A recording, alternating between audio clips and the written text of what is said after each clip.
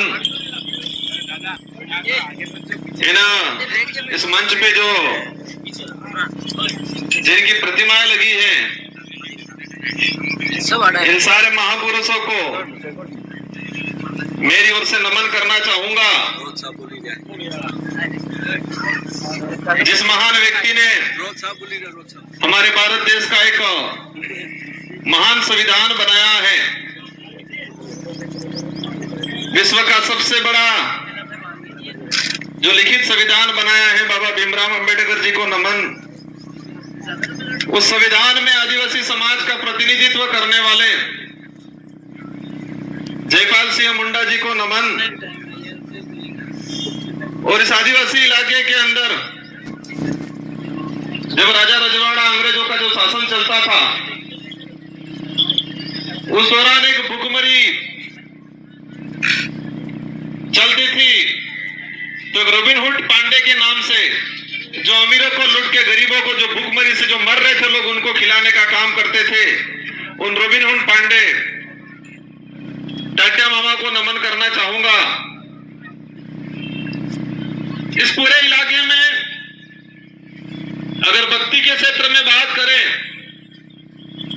और भक्ति के माध्यम से, शांति के माध्यम से आदिवासी समाज के अंदर जन जागृति लाके अंग्रेजों और राजा रजवाड़ों की गुलामी से बाहर लाने का काम किया। गोविंद गुरु महाराज को भी नमन करना चाहूंगा। इन्हीं क्रम में हमारे जितने जो योद्धा हैं, और हम महाबालेश्वर जी को नहीं भूल सकते, जिन्होंने इस बांसवाड़ा पूरे जिले के अंदर आदिवासी समाज और अन्य समाज और सारे समाजों को एकजुट करके यहाँ के हक अधिकार को लेके इस क्षेत्र में काम किया। उनको भी नमन करना चाहूंगा। और मैं कोशिश करूंगा कि जितने जो महापुरुषों के मैंने जो नाम लिए, उन महापुरुषों के जो विचार थे, उन विचारों को जन तक पहुंचाने के लिए उन्होंने जो संघर्ष किया, उन्हीं विचारों को आगे बढ़ाने का काम मैं और मेरी भारतीय आदिवासी पार्टी करेगी और आने वाले समय में अनवरत करती रहेगी। इन विचारों को आगे बढ़ाएंगे। साथियों, पूर्व वक्ताओं ने हर प्रकार की बात बताई, हमारे क्षेत्र की बात बताई, आदिवासी समुदाय के हक अधिकार को लेकर बात बताई। और ये हमारा जो देश एक लोकतांत्रिक देश है, और उस लोकतांत्रिक देश में विचारों के आधार पे जनता इन पार्टियों को मत देती है, उन नेताओं को मत देती है और विधानसभा लोकसभा में भेजती है। आज मुझे भी 84 की जनता ने दूसरी बार विधायक बनाया, और वो भी राजस्थान की 200 विधानसभा के अंदर। उस दौरान 199 विधानसभा में एक साथ चुनाव हुआ था, और उसमें परसेंटेज के मामले में सबसे अधिक मतदान 84 की जनता ने मुझे बहुमत देके जिताया था। उससे पहले 2018 में मुझे जिताया 84 की जनता ने। और आज मेरा सौभाग्य है, डूंगरपुर बांसवाड़ा की जो जनता है, उस जनता की भावना थी कि ये व्यक्ति हमारे इस क्षेत्र का आदिवासी समुदाय के हक अधिकार की बात को लेके, एससी समुदाय के हक अधिकार की बात को लेके, माइनॉरिटी समुदाय के हक अधिकार की बात को लेके, और साथ ही क्षेत्र के अंदर अन्य समुदाय जो मानवता में विश्वास करता है, इन सारों लोगों की जो भावना है, उनकी बात है लोकसभा में ये व्यक्ति पहुंचाएगा। ये आपने विचार किया और आपके विचारों से हमारे पार्टी की जो सिलेक्शन प्रणाली है, इस 12 दिवसीय पार्टी में हाईकमान नहीं होता है और इस पार्टी में हाईकमान आम जनता, आम कार्यकर्ता होती है। और आपकी भावना के अनुरूप मुझे इस लोकसभा क्षेत्र का सांसद प्रत्याशी बनाया और मैं उम्मीद करूंगा कि जिस भावना से आपने मेरा सिलेक्शन किया है उसी भावना से मेरा इलेक्शन भी करोगे, ये मुझे उम्मीद है आप सबसे। मैं आप सबको भरोसा भी दिलाना चाहूंगा, इस देश को आजाद कराने में इस क्षेत्र के अंदर आजादी से पहले जो शोषणकारी नीति वाले लोग थे उनके खिलाफ ये जो जितने जो महापुरुष हैं, उन महापुरुषों ने अपने विचारों के माध्यम से इस क्षेत्र में जन जागरण किया, लोगों को जागरूक किया और अपने हक अधिकार के प्रति लड़ने के लिए प्रेरित किया। और मैं वही विचार, ये जो महापुरुष हैं, उन महापुरुषों के जो उद्देश्य थे, इन उद्देश्यों को उन्हीं के विचारों के माध्यम से मैं पूरे करने की कोशिश करूंगा। साथियों, आज का जो कार्यक्रम है,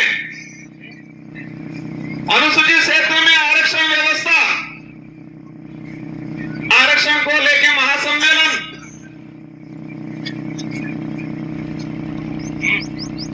ये जो शब्द है, ये शब्द आते ही कई सवाल पैदा करता है अपने दिमाग में कि हमारा देश का संविधान लागू हुआ 1950 को और आज 2024 हो गया और अभी तक उस संविधान के अंदर जो प्रावधान थे, उन प्रावधानों को आज तक धरातल पे लागू नहीं किया। उस बात को लेके बांसवाड़ा, डूंगरपुर और पूरे देश का ST/SC माइनॉरिटी समुदाय संविधान को धरातल पे लागू करो, उस बात को लेके आंदोलन कर रहा है। बड़े दुख की बात है कि संविधान बना और देश पे जो लागू हुआ, हम कहते हैं 26 जनवरी 1950 को, लेकिन मूल रूप से उसके संविधान के अंदर जो प्रावधान थे, वो प्रावधान आज तक धरातल पे लागू नहीं हुए हैं। और देश के अंदर हमारे राष्ट्रीय पार्टी के लोग कहते हैं देश विकासशील से विकसित हो रहा है, कहते हैं विश्व के अंदर हमारे भारत देश एक विकसित राष्ट्र की श्रेणी में आने लग गया है। लेकिन देश के अंदर देखा जाए, आज से 5 साल पहले जिस 5वीं स्कूल के अंदर 70 बच्चे पढ़ रहे थे और आज उसी 5वीं स्कूल के अंदर 35 बच्चे पढ़ रहे हैं। आज से 5-10 साल पहले हमारे देश के प्रत्येक नागरिक पे जो कर्जा था, और आज देखें वो कर्जा 4 गुना तेजी से बढ़ रहा है। आज जो कुपोषण का जो स्थिति है, आज से 5 साल पहले जाएंगे तो इतना कुपोषण नहीं मिलेगा जितना आज कुपोषण है। जो देश में मीडिया के माध्यम से, मैं सारी मीडिया पे सवाल नहीं करना चाहता, लेकिन कुछ मीडिया वाले ऐसे लोग हैं जो देश की सच्चाई को छुपा रहे हैं और पार्टियों के इशारों पे, सरकारों के इशारों पे इस देश के लोगों तक गुमराह करने वाली बातें फैलाई जा रही है। इस देश के लोगों को अंधकार में रखा जा रहा है और हम देश में वर्तमान देख सकते हैं। मेरा वक्तव्य, हमारे पूर्व वक्ताओं ने कहा, हमारे समाज के कुछ पढ़े लिखे अधिकारी कर्मचारी कहते हैं, हमारे समाज के जो नेता कांग्रेस बीजेपी में दिग्गज बने हुए हैं, वो कहते हैं आरक्षण पूरा मिल रहा है। कोई कहता है आरक्षण की जरूरत नहीं है,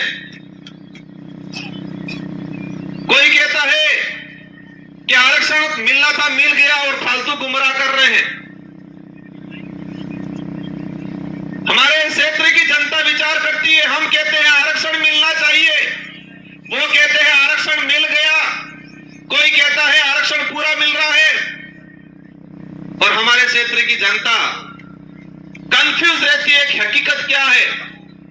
हमारा पढ़ा लिखा बेरोजगार युवा वो भी कंफ्यूज रहता है कि आरक्षण क्या है। और दुख की बात यह है कि हमारे पाठ्यक्रम में बेमतलब की चीजें डाली जा रही है। अगर देश के अंदर आरक्षण को लेकर जो चल रहा है, कुछ लोग कहते हैं भ्रमित किया जा रहा है। देश के आरक्षित वर्ग को, युवाओं को अगर क्लियर करना चाहिए था तो संविधान के अंदर जो आरक्षण व्यवस्था रखी गई है उसको हमारे पाठ्यक्रम में लागू कर दिया होता तो आज हर युवा को पता होता कि मेरा रिजर्वेशन संविधान के अंदर इतना है, शेड्यूल एरिया में इतना है, नॉन शेड्यूल एरिया में इतना है। लेकिन होता क्या है, वो आरक्षित वर्ग का युवा आरक्षण को जान जाएगा, समझ जाएगा, संविधान में प्रावधान क्या है समझ जाएगा, तो वो सवाल खड़ा करेगा उन राष्ट्रीय पार्टियों से, उन नेताओं से जो आते हैं कहते हैं कि राम के नाम से वोट देना। कहते कि नहीं कहते? इन लोगों ने कभी ये नहीं कहा कि बेरोजगारी खत्म करेंगे, बेरोजगारी खत्म करने के नाम से वोट देना, ये बोला उन्होंने? इस क्षेत्र में शिक्षा में गिरावट हो रही है, शिक्षा के क्षेत्र में हम काम करेंगे, इसके नाम से वोट देना, ये नहीं बोला। और इस देश का दुर्भाग्य है कि इस देश में ऐसे नेता पैदा हुए हैं जो खुद के समाज का तो भला नहीं किया, लेकिन जिस पार्टी का खाया, जिस पार्टी में पद प्राप्त किए, ऊंचे ओहदे पे गए, उस पार्टी के भी नहीं हुए। जिस पार्टी के अंदर गए हैं उनको कहना चाह रहा हूं कि जो व्यक्ति उनके समाज का नहीं हुआ, जो व्यक्ति उसकी पार्टी का नहीं हुआ, वो तुम्हारा कतई नहीं हो सकता है। और इस क्षेत्र में देखा है मेरे, हमारे जनता वर्ग के भाइयों को जाके ये भड़काते हैं, कहते हैं कि तुम चिंता मत करना, मैं तुम्हारे साथ हूं, ये बोलते हैं। तो हमारे उन भाइयों को भी कहना चाहूंगा जो खुद के समाज का नहीं हो सकता है वो आपका कभी नहीं हो सकता है। ये विचारधारा सच्चाई को लेकर लड़ रहे हैं। ये विचारधारा हम कहते हैं हम आदिवासी समाज में पैदा हुए हैं, मेरा पहला फर्ज बनता है कि मैं मेरे परिवार के लिए, मेरे समाज के लिए बात रखूं। साथ ही क्षेत्र के अंदर हमारे एससी समुदाय के भाई हैं, माइनॉरिटी समुदाय के भाई हैं, इसके अलावा किसी भी वर्ग का गरीब भाई है, उसकी कोई भी बात होगी, कोई भी समस्या होगी, उसका निराकरण करेंगे हम लोग। और ये देख सकते हो हमारे 84 क्षेत्र के अंदर हर व्यक्ति ने हमको मत दिया और मुझे मेरी विधानसभा में प्रचार करने की जरूरत नहीं पड़ी थी। हमारे कार्यकर्ताओं ने मोर्चा संभाल लिया था और हाईएस्ट मत राजस्थान में टॉप 2 में लाके रख दिया मुझे। आरक्षण व्यवस्था को लेकर कुछ आंकड़ा मैंने क्लियर किया है, अलग अलग डिपार्टमेंट की भर्तियों का, लेकिन इस मंच के सामने ही हमारे खाकी वर्दी वाले भाई दिख रहे हैं, इसलिए मैं उनके डिपार्टमेंट का कुछ आंकड़ा बता दूंगा।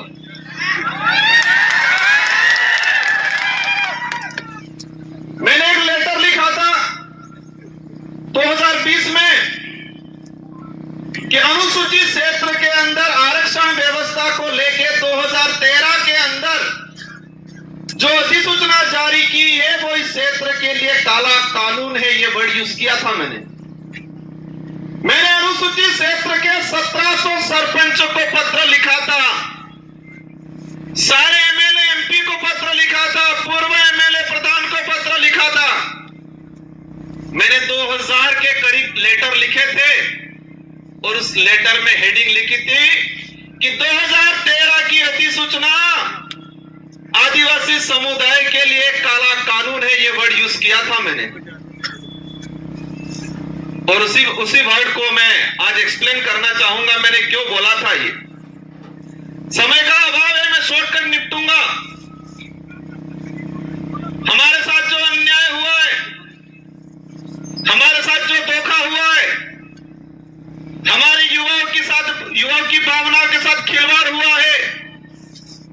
वो सभी गांठ बांध के रखना है, वो गुस्सा अंदर समाहित करके रखना है। और जब लोकतंत्र में एक अवसर आता है हर 5 साल में, उस दिन ये बदला एक साथ लेना है और उनका रगड़ा निकालना है। 2013 की अधिसूचना हुई पुलिस डिपार्टमेंट की भर्ती 2013, 2016 और 2018, 3 भर्तियों के अंदर 2312 कुल पद आए। मैं ये आज इसलिए कहना चाह रहा हूं कि इन्हीं कमल कांग्रेस के नेताओं ने, और मुख्य रूप से 2013 में जो मंत्री थे, वर्तमान विधायक थे, जो ईडी के डर से आज भाजपा में चले गए, उनके ही कर कमलों से यह लागू किया गया था। अब इसमें क्या है प्रावधान? इन 3 भर्तियों की बात करें, कांस्टेबल भर्ती 2312 कुल पद आए। प्रावधान यह किया गया 45% एसटी को, 5% एससी को और 50% ओपन कैटेगरी को दे दिया जाएगा। मतलब ओपन कैटेगरी में कोई भी जा सकता है, एससी का व्यक्ति जा सकता है, एसटी का व्यक्ति जा सकता है। यह बात बोली उन लोगों ने, लेकिन आंकड़ा क्या आता है? मैं ऑल ओवर अगर बात करूं, एसटी को मिले 828, 2312 में से एसटी को मिले 828 और वो 35% पद मिले, 45% पूरा नहीं मिला। वही बात करें ओपन कैटेगरी के जो पद आए 1156 और मिले उनको मिले 1359, 58%, और उसमें एसटी एससी का रिजर्व कैटेगरी के लड़के थे 12 लड़के। और वही ये सामने खड़े में कहना चाह रहा हूं, उनकी पदोन्नति होती है, उनके पदों की गणना अपने कैटेगरी में लेते हैं। और कुछ नेता कहते हैं, ये बात इसलिए एक्सप्लेन कर रहा हूं मैं, हर व्यक्ति को अपना हक मांगने का अधिकार है। एक बाप के अगर 4 बेटे हैं, 3 बेटों के साथ अन्याय होता है और एक बेटा ही सारी जमीन लेके खड़ा खाता है, तो क्या 3 बेटे आवाज नहीं उठाएंगे? तो इस क्षेत्र में हमारा अन्य समाज का व्यक्ति रहता है, उनसे भी कोई दुश्मनी नहीं है, उनकी भी वाजिब मांग को हम रखेंगे। लेकिन हमारा फर्ज बनता है, जिस सर्टिफिकेट लगा के हम यहां पर आए हैं, उस सर्टिफिकेट के आधार पर एमएलए एमपी बनते हैं, तो जिस समाज का सर्टिफिकेट लगाया है, उस समाज के हक अधिकार के लिए अगर हम नहीं बोलते हैं तो कौन बोलेगा? इस आधार पर पुलिस भर्ती का अगर देखा जाए तो हमारे लड़कों का 300 पद के आसपास नुकसान हुआ। उस मां पे क्या गुजरी होगी जिस मां ने बच्चे को अपनी जमीन, अपने जेवरात गिरवी रख के बच्चे को पढ़ाया होगा, उम्मीद की होगी मेरा बच्चा पुलिस कांस्टेबल की तैयारी कर रहा है, नौकरी लगेगा। लेकिन इस प्रकार की अधिसूचना के कारण वो बच्चा आज नौकरी नहीं लगा और वो बच्चा आज गुजरात में जाके मजदूरी कर रहा है और उस मां के सपने अधूरे के अधूरे रह गए। ये लड़ाई उनके लिए है, सूद समेत वसूल करेंगे। और ये किसी समाज को हम दोष नहीं देना चाह रहे हैं, हम दोष उस नेताओं को देना चाह रहे हैं जिन्होंने अपनी पेटियां भरने का काम किया, टिकट लेने का काम किया और इतना कमा लिया तो ईडी के डर से भाग गए। गजब सुनता हूं मैं। एक दिन कहते थे, हम पे आरोप लगाए और फिर बाद में 2 दिन बाद कहते हैं ये तो जुमला था, कहते हैं कि मोदी ने जुमला दिया था, और आज कहते हैं कि मोदी के विजन से प्रभावित होकर गया है। मोदी जी के जुमले के विजन से प्रभावित हो गए हैं। इसका मतलब ये क्लियर है कि वो भी जुमलेबाज से कम नहीं है। हमें उनसे भी पर्सनली कोई लड़ाई नहीं है, उनके कोई जमीन का बंटवारा हमारा नहीं है, लेकिन उनको इस क्षेत्र की जनता ने बड़ा लीडर माना था। हमारे बड़े बुजुर्गों ने आशा रखी थी उनसे कि ये नेता है बड़ा, हमारे लिए, हमारे क्षेत्र के लिए कुछ अच्छा करेगा। इन आशाओं पे पानी फेरने का काम किया है। मुझे कई जगह से जानकारी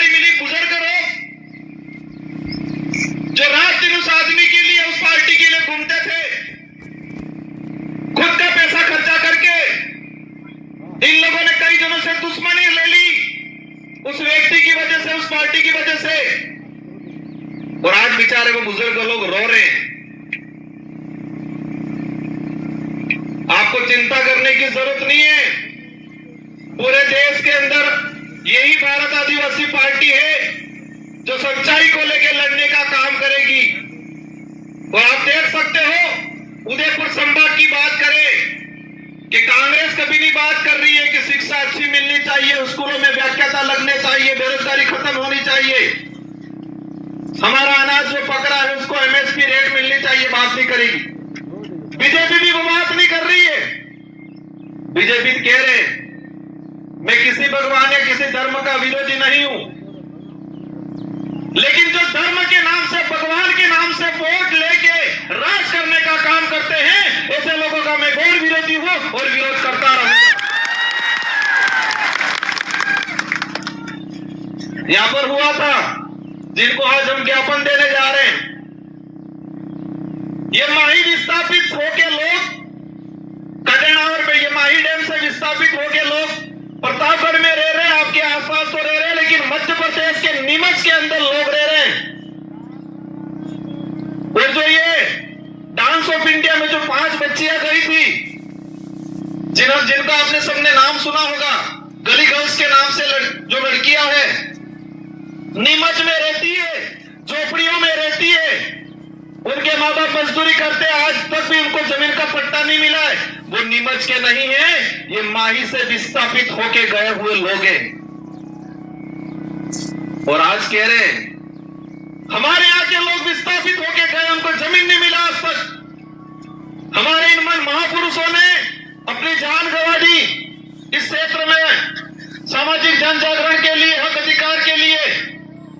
उनके नाम से नामकरण नहीं करना है, और ऐसे नाम से नामकरण करना चाह रहे हैं। करना है जिस क्षेत्र में जो लोग थे, किसी भी समाज का व्यक्ति हो, एससी का हो, ओबीसी का हो, किसी भी जिस व्यक्ति ने इस क्षेत्र के लिए काम किया है। मामा बालेश्वर आदिवासी नहीं थे, लेकिन आदिवासी समाज आज उनको भगवान की तरफ पूछता है, क्योंकि आदिवासी के लिए काम किया। हम हर उस व्यक्ति का, हर उस समाज का सम्मान करेंगे जो मानवता में विश्वास करता है, और उस हर व्यक्ति और उस हर धर्म का विरोध करेंगे जो छुआछूत, भेदभाव, ऊंच नीच करता है, उन सबका हम विरोध करेंगे, क्योंकि ये देश संविधान से चलता है। और आज बात करें, एक नारा लगाया जा रहा है 400 पार। क्या नारा लगा रहे हैं? 400 पार। अंग्रेजों और मुगलों ने इस देश को कम लूटा था, उससे भी खराब स्थिति से ये लोग इस देश को लूट रहे हैं। इसका असर आदिवासी या एससी को ही नहीं है, इसका असर पड़ेगा हर वर्ग के व्यक्ति को, आने वाले समय में भुगतना पड़ेगा। ये लोग बहुत बुरी तरीके से इस देश को लूट रहे हैं। एक वक्त था 2013 के अंदर वो नारा लगाते थे वही वो व्यक्ति कि न खाऊंगा न खाने दूंगा, और आज जितने देश के अंदर खाने वाले लोग थे, उन सबको वो साथ में मिला के कह रहे कितना लाओ लाओ बंटवारा करते हैं। ये सारी बातें होगी, लेकिन हमको करना क्या है? हमको उनको सबक सिखाना है, हम नेताओं को एहसास कराना है कि ये राजतंत्र नहीं, ये लोकतंत्र है, और इस लोकतंत्र में संविधान ने जनता को ताकत दी है, जिसे हम लोकतंत्र की कुंजी कहते हैं, जो वोट है, और हर 5 साल में उसका अवसर आता है।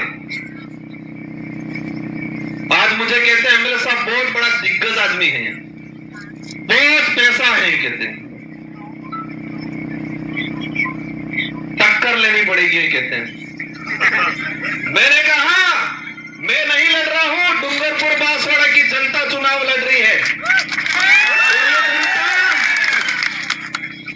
पैसों के लिए चुनाव नहीं लड़ रही है, ये जनता सुख सुविधाओं के लिए मेरे साथ नहीं है, ये जनता स्वाभिमान के लिए है।